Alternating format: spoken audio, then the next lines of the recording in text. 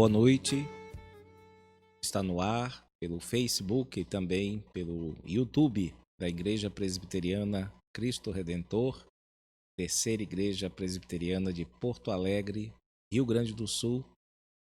Mais uma edição da nossa programação de todas as quintas-feiras, Chimarrão com Bíblia, uma programação voltada ao estudo da palavra, à comunhão dos santos, à meditação na palavra de Deus e ao louvor ao seu nome. Nós vamos dar início a esta edição ouvindo a palavra de Deus. Eu convido você a que ouça a palavra de Deus que se encontra em Gênesis, o primeiro livro da Bíblia, capítulo de número 32, de 22 a 32. É um relato acerca de um encontro que Jacó, o patriarca, teve com o anjo do Senhor Deus. O relato nos diz assim: Levantou-se naquela mesma noite, tomou suas 2 mulheres, suas 2 servas e seus 11 filhos e transpôs o val de Jaboque. Tomou-os e fê-los passar o ribeiro. Fez passar tudo o que lhe pertencia, ficando ele só. E lutava com ele um homem, até ao romper do dia. Vendo este que não podia com ele, tocou-lhe na articulação da coxa. Deslocou-se a junta da coxa de Jacó na luta com o homem. Disse este: Deixa-me ir, pois já rompeu o dia. Respondeu Jacó: Não te deixarei ir, se não me abençoares. Perguntou-lhe, pois, Como te chamas? Ele respondeu: Jacó. Então disse: Já não te chamarás Jacó, e sim Israel, pois como príncipe lutaste com Deus e com os homens, e prevaleceste. Tornou Jacó: Dize, rogo-te, como te chamas? Respondeu ele: Por que perguntas pelo meu nome? E o abençoou ali. Aquele lugar chamou Jacó Peniel, pois disse: Vi a Deus face a face, e a minha vida foi salva. Nasceu-lhe o sol quando ele atravessava Peniel e manquejava de uma coxa. Por isso os filhos de Israel não comem até hoje o nervo do quadril na articulação da coxa, porque o homem tocou a articulação da coxa de Jacó no nervo do quadril. Amém. Nós vamos agradecer a Deus nesse instante pelo dia que Ele nos concedeu, pela semana que Ele tem nos dado e por sua bondade que não cessa de vir sobre nós, momento a momento, em nossas vidas. Passemos alguns instantes na presença do nosso Deus, louvando-o e bendizendo-o. Oremos, irmãos.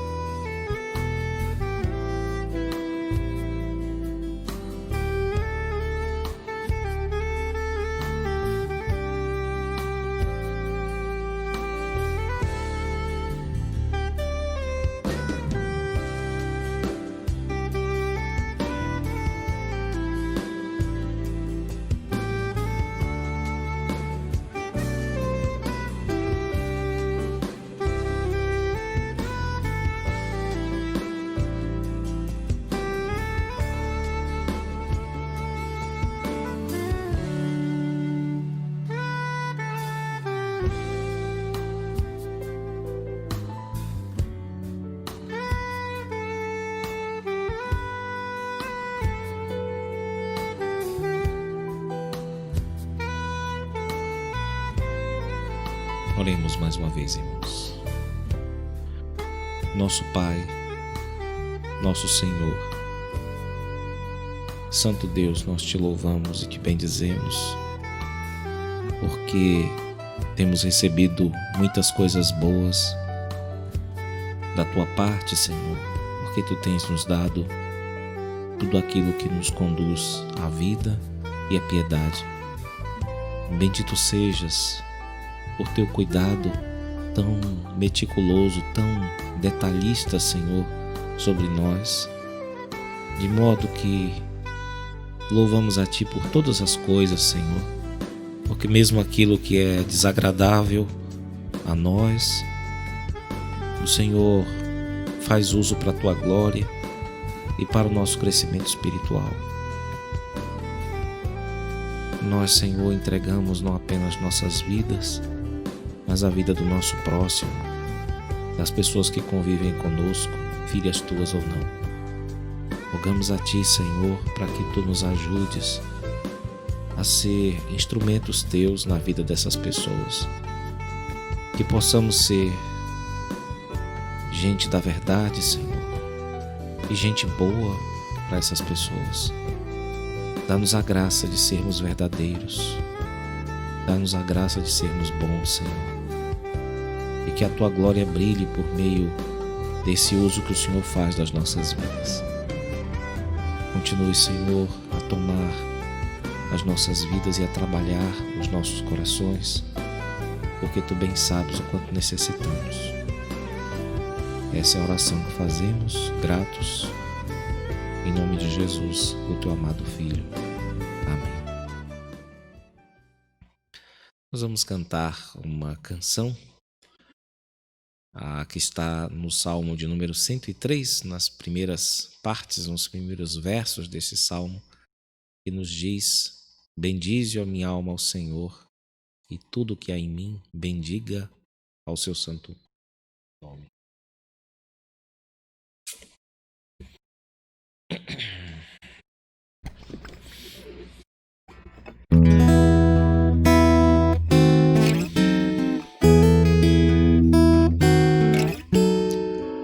Bendize, ó minha alma, ao Senhor, e tudo que há em mim, bendiga ao seu santo nome. Bendize, ó minha alma, ao Senhor, e não te esqueças de nenhum só dos seus benefícios. Bendize, ó minha alma, ao Senhor.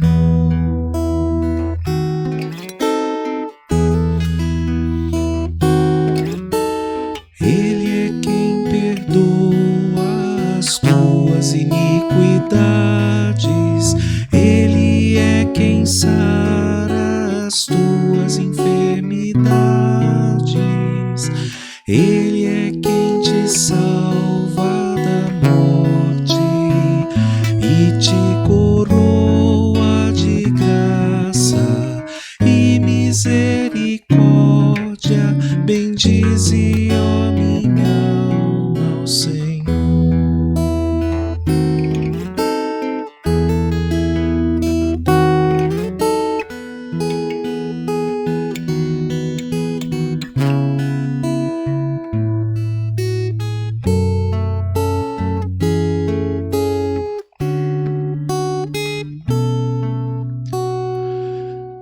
Bendizei ao Senhor todos os seus anjos, vós ministros seus que fazeis sua vontade. Bendizei ao Senhor todas as suas obras em todos os lugares do seu domínio. Bendize, ó minha alma, ao Senhor. Bendize, ó minha alma, ao Senhor. Bendize, ó minha alma, ao Senhor.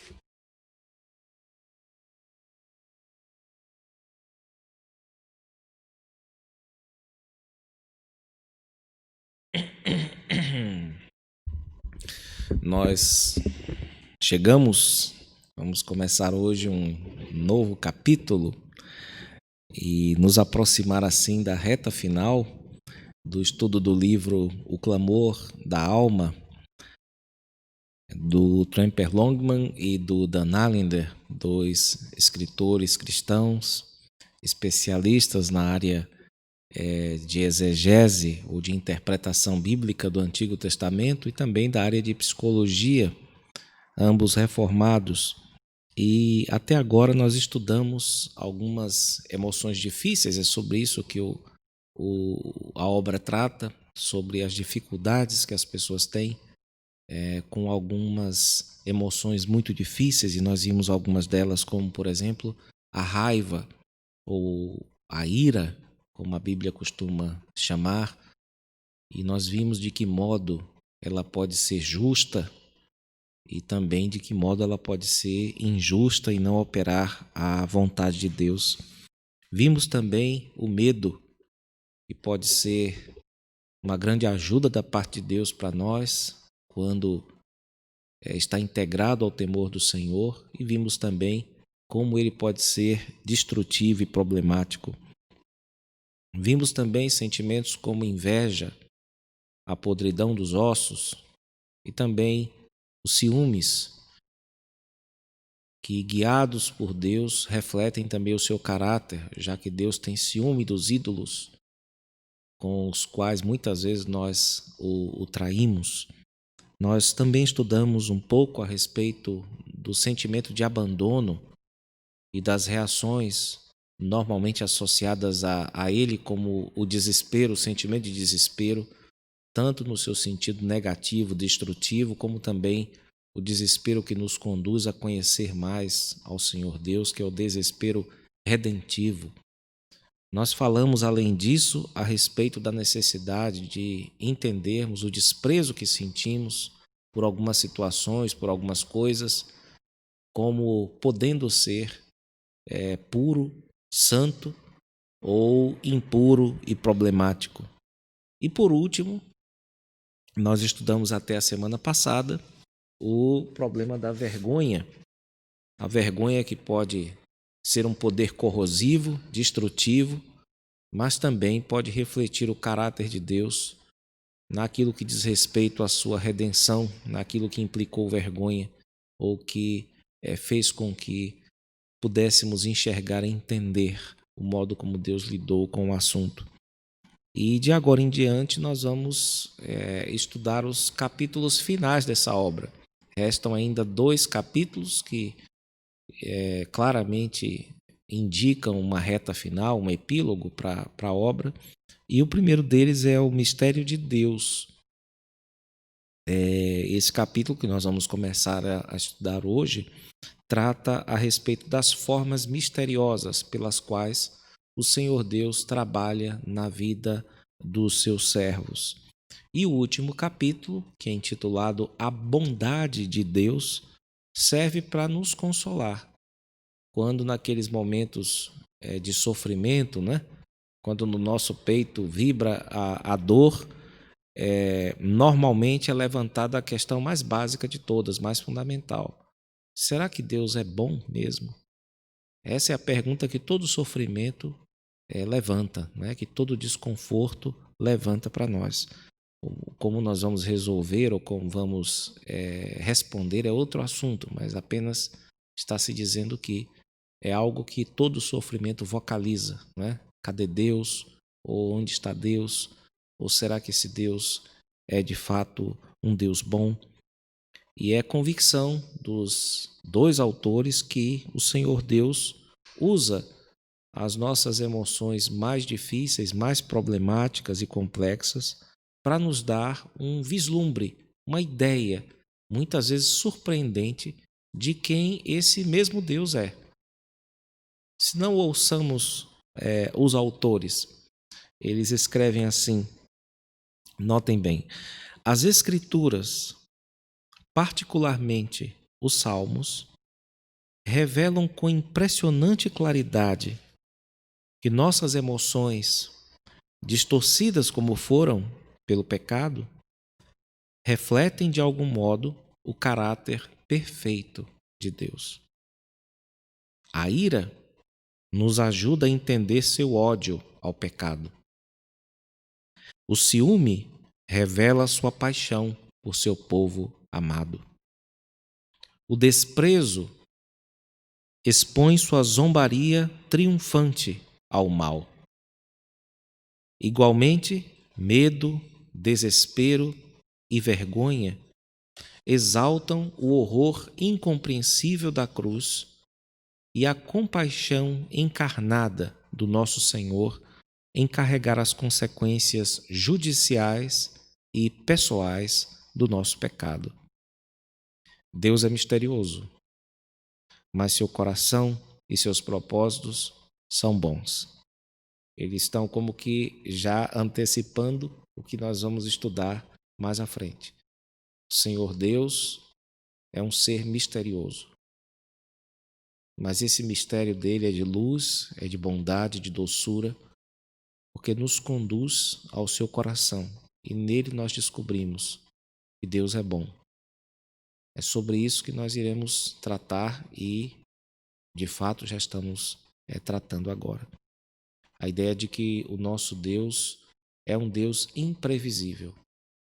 Em que sentido? De que você não pode dizer o que é que Deus vai fazer com a sua vida daqui a 5 minutos, daqui a 10 minutos, daqui a 2 dias, daqui a 2 anos.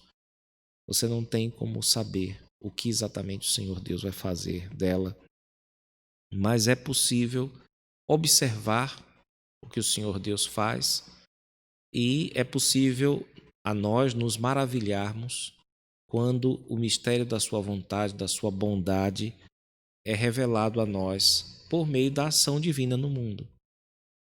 Ou seja, Deus não vai dizer para ele, para você, aquilo que ele vai fazer com você.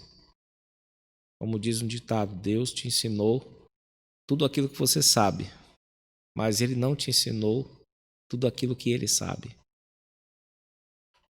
Então é importante para nós termos essa consciência de que o fato de nós não entendermos os planos de Deus deveria nos levar a nos surpreender todas as vezes que ele se revelar no mundo por meio daquilo que acontece.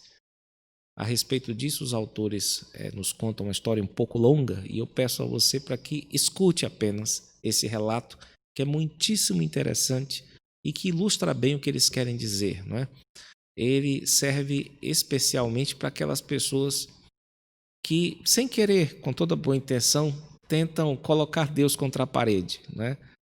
Às vezes você conversa com alguém que está com alguém doente em casa, para morrer, morre, não morre, e a pessoa diz assim, olha, já falei para Deus, ou ele leva ou ele cura.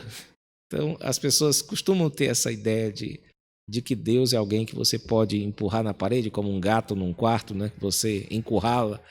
Então, ingenuamente elas pensam assim, de que é possível mapear as ações de Deus. Ou ele vai fazer isso, ou ele vai fazer aquilo. E Deus faz não é nem uma terceira coisa, é uma quinta coisa que você sequer imaginava, né? Então ele costuma agir assim. E aqui tem um relato que lembra muito uma anedota, mas é algo que acontece. E é possível até que um de nós já tenha experimentado coisa parecida. O relato diz assim: um bom amigo participou de um dos meus, no caso do Dan Allender, né? Um dos meus seminários sobre abuso sexual. O material provocou nele uma forte reação e ele sentiu-se compelido a dar uma caminhada pelo estacionamento da igreja. Resolveu se sentar próximo a um poste. Ele estava lutando com a questão, entre aspas, onde estás, Deus? Por que parece que o Senhor não faz algo mais em favor daqueles que foram traídos e violentados? Ele também estava lutando com a solidão. Queria que Deus se comprometesse, que o consolasse e o atraísse com o seu amor. Enquanto estava sentado ali, observou um passarinho a poucos metros.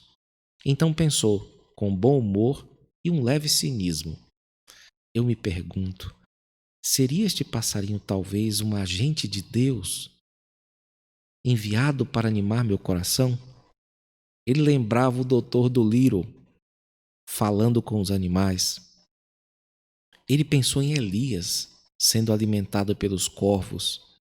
Ele olhou para cima. Pouco depois, notou que o passarinho se moveu lentamente em sua direção. Para seu completo assombro, o bichinho saltou em sua mão. Ele ficou aturdido, sentiu-se estranhamente vivo, como se estivesse presenciando um ato de Deus. Num instante, num piscar de olhos, o passarinho defecou em sua mão e logo foi-se embora. Deixou a mancha larga de um líquido embranquecido em toda a sua mão. No mesmo instante, ele sentiu sua outra mão como se rapidamente estivesse pegando fogo. Ao olhar, viu que estava coberta por uma quantidade de formigas vermelhas. Sentindo dor, ele começou a afastar as formigas com sua outra mão. Depois de se livrar da maioria delas, percebeu que sua mão estava inchada, sua camisa estava coberta com excremento de passarinho e o seu corpo molhado de suor. Ele ficou ali no poste, estupefato. Havia anelado o consolo de Deus, mas o que acabava de experimentar era simplesmente uma espécie de assalto da natureza orquestrado por Deus. Como assim? Ele se perguntou. Assentou-se por um tempo e então começou a rir. Eu ria menos pelo evento, contou-me mais tarde, e mais pela ironia de como Deus tratou minhas exigências. Achei que queria consolo, mas o que eu realmente queria era não tanto o seu conforto, como o seu reconhecimento de que eu sou um menino que precisa de cuidados e não um homem que tem coragem para enfrentar a vida. Felizmente, Deus respondeu ao meu desejo mais profundo, ser respeitado e honrado, em vez daquilo que eu achava que queria. Num sentido muito estranho, eu me senti estimulado a retornar à minha vida. Parte do mistério de Deus é a sua intrusão subversiva para nos dar aquilo que desejamos desesperadamente e não aquilo que acreditamos precisar. Faz isso usando o paradoxo. Ele nos atrai para as trevas e no meio daquilo que parece temível, ele mostra algo da sua bondade reluzente e totalmente temível. Os métodos de Deus são, sem dúvida, misteriosos. Ele é o artista eterno que orquestra circunstâncias horizontais para nos fazer levantar questões difíceis sobre ele.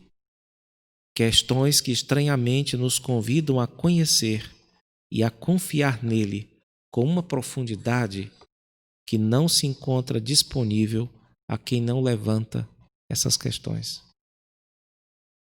Essa é uma das grandes passagens desse livro, precioso, importante. E, de modo resumido, esta anedota da vida real, essa espécie de piada, nos mostra, mais uma vez, que os caminhos do Senhor são misteriosos, que nós não podemos entendê-los completamente e que Deus sempre acaba nos surpreendendo, embora algo dessas coisas nós conhecemos. Algo a respeito da atuação do nosso Deus no mundo, nós conhecemos. Por exemplo, nós sabemos que o sofrimento faz parte da sua pedagogia, faz parte dos seus modos de nos educar e de nos persuadir a fazer a sua vontade. Então, isso é uma certeza que nós temos, por exemplo, está lá no Salmo 119, 96. Esse é um versículo que muitos conhecem até de cor, que nos diz assim: antes de ser afligido, andava errado, mas agora guardo a tua palavra.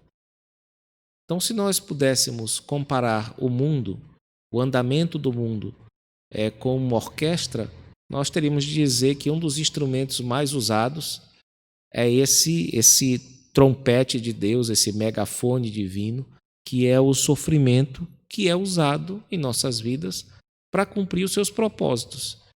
E o propósito de Deus para nós é que nós o conheçamos, é que nós sejamos salvos, né? Como nosso Senhor nos ensinou na oração sacerdotal, em João 17.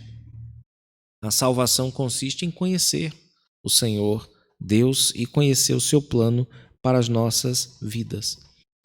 As aflições, portanto, meus irmãos, nos levam a lutar com Deus. Elas nos despertam.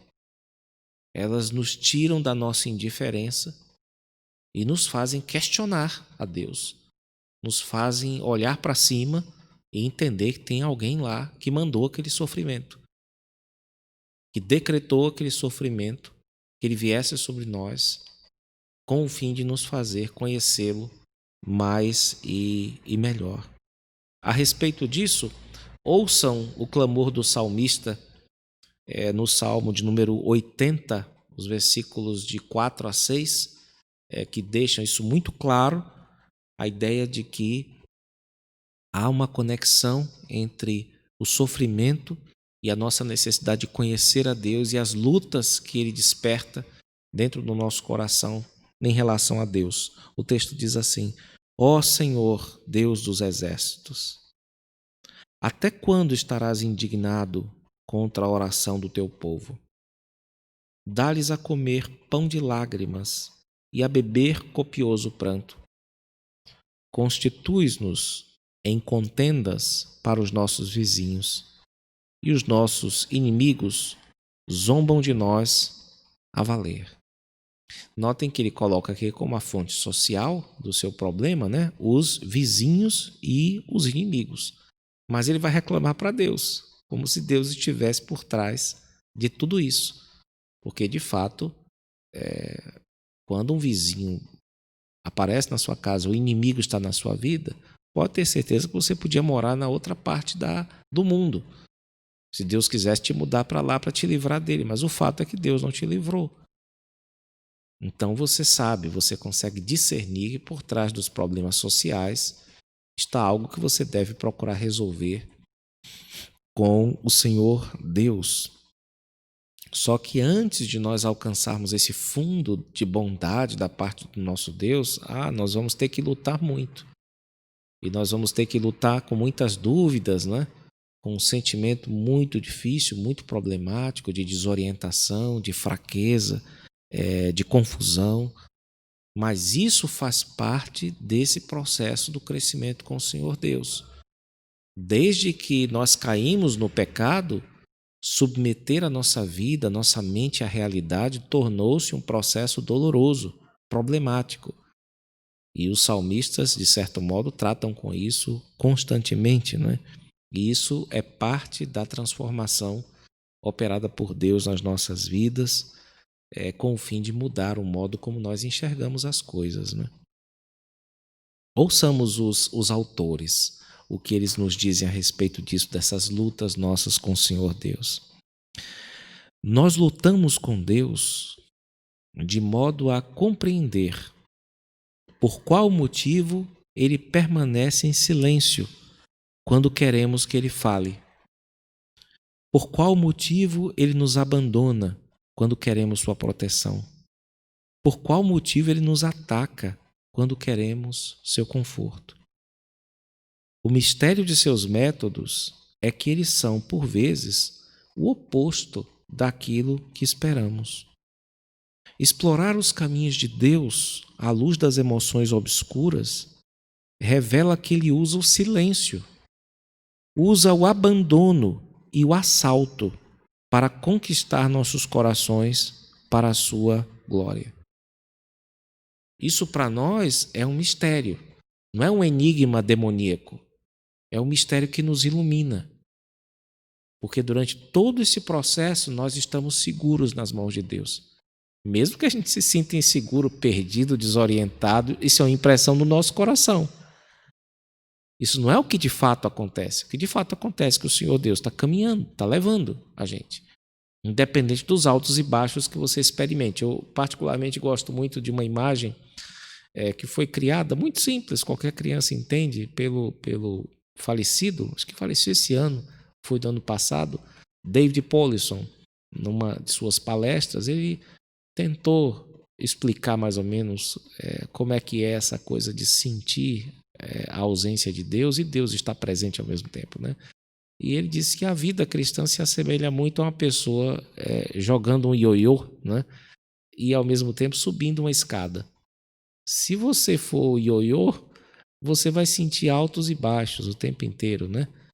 E isso é verdade, é um sentimento que você teria se fosse um ioiô. Ao mesmo tempo, você está ascendendo. Agora, quem está te carregando é que vai estar sentindo os seus altos e baixos, né? Que é o dono do ioiô, e ao mesmo tempo ele está subindo a escada com você. Então, esses altos e baixos fazem parte de um processo maior, que é ascensional, é de crescimento, é de elevação. Eu acho que é uma imagem apta, é um pouco infantil, mas até facilita o nosso entendimento de que uma coisa são as suas emoções, aquilo que você sente de desorientação, etc, etc. Outra coisa é Deus cuidando de você. Então, nós somos chamados a não confiarmos nas nossas emoções, senão a gente até desiste de esperar por Deus, né? Porque você sente que Deus te abandonou, você sente que Deus está contra você, sente que Deus está ferrando com você e, na verdade, Deus está cuidando de você. E está usando aquelas coisas para que você tenha mais intimidade com Ele, tenha um caráter mais claramente cristão, inclusive para você mesmo, né? E talvez um dos maiores sofrimentos que um cristão experimente da parte do Senhor Deus é esse que é chamado de silêncio divino, né? Bom, num certo sentido, nós sabemos que Deus está falando o tempo inteiro e é praticamente impossível nós impedirmos que essa voz chegue à nossa consciência, chegue por meio da sua palavra diretamente ensinada, aprendida ou lembrada ou percebida. Mas existem outros sentidos em que o Senhor Deus está calado, no sentido de que ele nem sempre apresenta evidências que nos façam sentir essa presença de algum modo. E nós conhecemos a providência de Deus, sabemos que Deus está o tempo inteiro agindo nessa terra. Mas o fato, irmãos, é que nós não conhecemos os intentos particulares de Deus para com as nossas vidas. E isso tem um peso considerável sobre nós, apesar de que nós temos fé, nós somos crentes e somos chamados a andar pela fé e não pelas evidências. Mas nós notamos, por exemplo, que é grande a reclamação dos pagãos, porque quando os sentimentos de aperto vêm, quando o sofrimento vem sobre eles, muitos deles levantam questionamentos, apesar de que vêm travestidos de filosofia, de uma coisa diferente de religião, mas claramente são questionamentos muito análogos aos dos salmistas do antigo Israel. Então, há muitos filósofos, há muitos literatos, romancistas, ateus até, pessoas que fazem cinema, né? Cinema dinamarquês, cinema russo, cinema sueco, tratam muito com esse tema do silêncio divino. A ideia de que a vida é uma espécie de absurdo, que parece que não tem ninguém olhando para nós e ao mesmo tempo a gente parece que quer ser observado, mais ou menos nos moldes do Salmo 8, né? Só que é um salmo mutilado, né? Que o Salmo 8 lá no meio diz, olha, eu contemplo os céus, as coisas grandiosas, as grandes vastidões, e imediatamente você se pergunta, eu sou o quê, né? Eu sou quem? O que é que... Eu sou uma formiga, eu não sou nada. E eu encontro apenas um universo indiferente a mim. Só que o Salmo continua. É nesse ponto que os ateus em geral param, né? Eles têm apenas esse senso do absurdo do universo, da grandeza e da indiferença do universo, e eles não sabem direito como lidar com isso, mas eles costumam levantar essas questões por meio da sua arte, seja ela literária ou cinematográfica ou de alguma ordem, né? Eu gostaria de fazer uma indicação de uma obra nesse sentido, que é a obra do Charles Mueller. Ela trata sobre um tema interessante. Esse aqui é um dos tomos, na verdade são 6 tomos, 3 deles foram traduzidos para a nossa língua e eu só tenho 2. Então trouxe um. E essa literatura aqui é interessante porque ele analisa, no lado dos literatos, dos romancistas ateus, o problema do silêncio da divindade. Né? Quando eles veem uma criança sofrendo tanto, sem ter feito nada para receber aquele mal ali nessa vida, eles levantam essa questão, né? Será que ninguém vai fazer nada? Será que no universo não há ninguém que olhe por essa criança? Eu estou sendo esquemático, eles colocam um argumento muito mais refinado. E ele analisa vários autores que são ou agnósticos, eles não predicam nem que sim nem que não em relação à existência de Deus. Alguns são ateus militantes, mas todos eles se deparam com o problema do sofrimento, com o problema da vergonha, da raiva, da injustiça, e levantam questões a respeito desse vazio que fica, deles perguntarem por que ele não manda nenhum sinal para a gente, se ele existe de fato. Né? Então é uma dica, hoje você só encontra isso em sebos, né? Aqueles que se interessarem por esse assunto, essa aqui é uma boa porta de entrada para ele. Né? O que nós observamos, no entanto, irmãos, nessa pandemia, nós temos passado, que é um tipo de sofrimento ao qual nós estamos submetidos, é que as perguntas que as pessoas faziam antes para Deus, hoje estão sendo dirigidas para políticos e para economistas. Né? Eles querem saber o que é que está acontecendo e querem saber onde é que o mundo vai dar, para onde é que nós vamos. Não é? Então parece que esses questionamentos eles são feitos com mais raiva, ou com mais ira, ou com mais desespero, focando nessas autoridades que eu mencionei aqui. E talvez a questão de fundo seja essa. Olha, se a gente tem já perguntado para Deus e Ele não fala nada, né? Ele não responde nada, para que continuar perguntando? Né? Ele fica calado mesmo. No entanto, nós estamos falando aqui daqueles que não têm fé em Deus. Para aqueles que têm fé em Deus, somos nós responderíamos para essas pessoas: olha, será que não houve aí uma quebra de comunicação? Ou então você não está procurando Deus pelos meios errados? Ou as perguntas que você faz suportam a resposta de que o mover de Deus nesse mundo é misterioso? Será que o homem natural tem capacidade de ouvi-lo? E se conseguisse ouvir, teria capacidade de entender ou de obedecer às instruções divinas, caso Deus esteja já falando? Então é muito importante nós termos essa postura para responder não apenas a nós mesmos, aos nossos questionamentos, mas aos questionamentos que surgem nesse mundo a respeito da atuação do Senhor Deus. Deus não tem obrigação alguma. Deus faz tudo por bondade, por misericórdia, pela sua vontade livre. Deus não está constrangido por nenhum ser humano a se revelar. Deus revela-se porque Ele quer. Então é importante para nós lembrarmos disso, de que é errado, biblicamente falando, nós deixarmos de lutar com as nossas dúvidas, com os mistérios de Deus, só porque Ele está calado. Nós não temos autorização bíblica a desistir das nossas lutas contra o pecado, contra o sofrimento nesse mundo, só porque o Senhor Deus ainda não nos deu nenhum sinal ou não nos mostrou alguma coisa. Nós sabemos, pelo texto que lemos no início deste trabalho, né, a respeito daquela luta silenciosa de Jacó durante a noite inteira com o anjo do Senhor Deus, nós sabemos que a perseverança nessa luta com o Senhor Deus, um Senhor Deus que está silencioso, que não nos dá direito a entender o que Ele está fazendo no momento em que Ele está, essa luta pode ser muito benéfica quando amanhã chegar, não é? Quando as coisas mudarem, nós podemos ser grandemente abençoados, como foi Jacó também, na virada da manhã, né? Da noite para amanhã. E nós observamos isso não só na vida de Jacó, mas na vida dos salmistas. A ideia de que enquanto as coisas não estiverem claras, eu quero lutar nas trevas com meu Deus. E eu prefiro o silêncio de Deus, que é o silêncio de quem sabe, do que a tagarelice dos seres humanos, que vivem de especular, porque eles não têm controle sobre o futuro. Eles não sabem, no fundo, o que vai acontecer. Eles vivem no reino da probabilidade, que é um reino no qual Deus não habita.